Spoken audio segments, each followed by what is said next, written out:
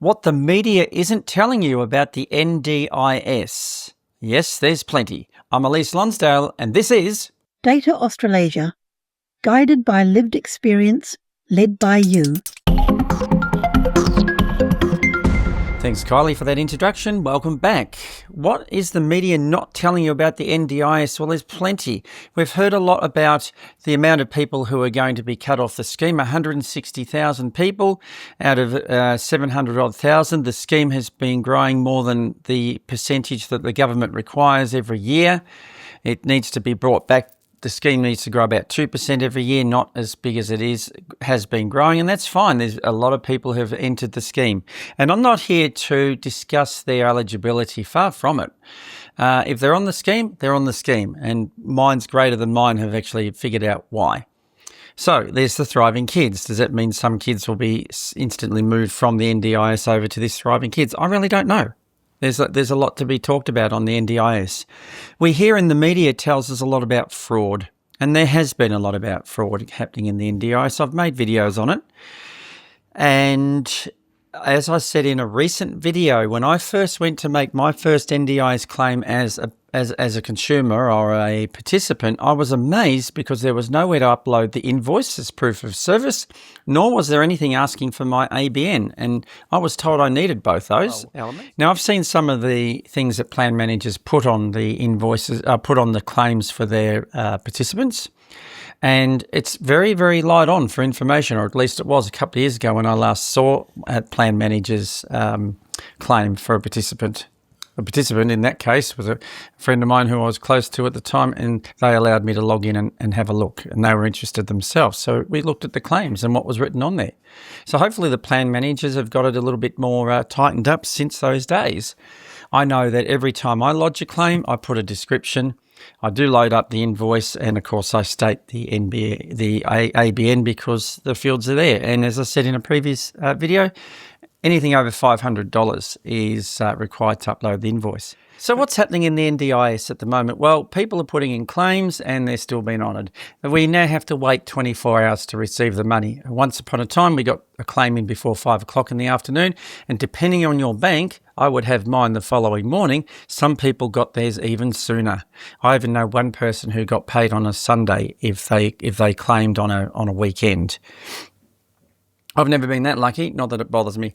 I don't have a problem waiting 24 hours. I don't know whether anyone does look at these claims in the 24-hour wait period, and I don't care in my case if they do. When Bill Shorten, the former minister before he left Parliament, did this original putting the NDIS back on track.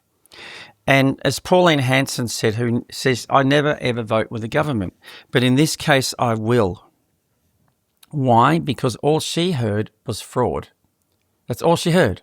So you can't blame her for that. She probably doesn't know that many people with disabilities. I intend to fix that problem, I might add.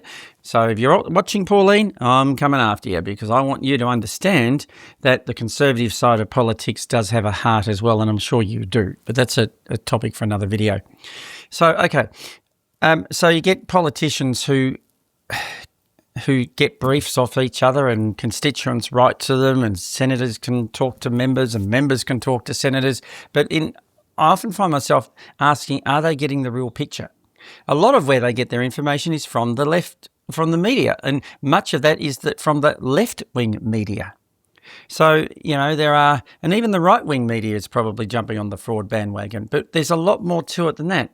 There are people who are not frauding the NDIS who are going to probably suffer because they'll either be put off the scheme or their plans will be cut when it's not them who's wasting the NDIS money. It's some bad boy down the road, large or small, and it's been the small and large organisations. It's been consumers. It's been large organisations who you would think better, whose practices have led to, well, let me say, less than savoury claims, for example.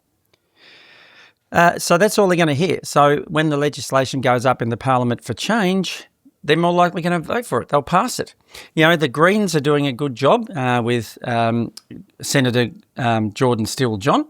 He's doing a great job there advocating for our needs because he's got a very big interest in disability matters, of course, with his background. Good on him. But the Greens are a minor party, so all you need is for the Labor-ites, the Liberals, and the Pauline Hanson's party and any independents to gang up, and the Greens won't be able to block it. It's as simple as that.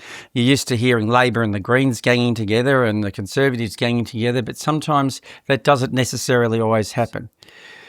It is, oddly enough, two left-wing media publications I want to discuss, because some of the better articles I've seen about the NDIS have actually come from the left-wing media, and that being The Guardian, an online newspaper, and The Saturday Paper have both had published articles this year talking more in depth about the stuff you'll hear about the NDIS, more so than the mainstream media you might see on Sky News, Channel 9, etc., or 3AW, 2GB, etc.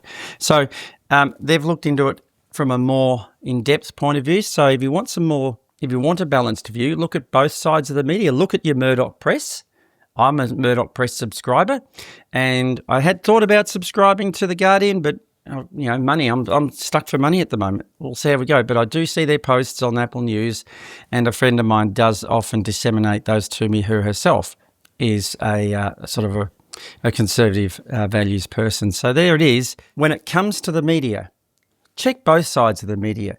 Dig a little deeper and see what you can find. You'll be amazed at what gets uncovered if you just look. I'm Elise Lonsdale. This is Data Australasia, and I look forward to seeing you in another video real soon. For fast, efficient access technology training and support, call Elise Lonsdale from Australia 0448 966 533. That's 0448 966 533. Or from New Zealand on 027 315 2858. That's 027 315 2858. Data Australasia. Guided by lived experience, led by you.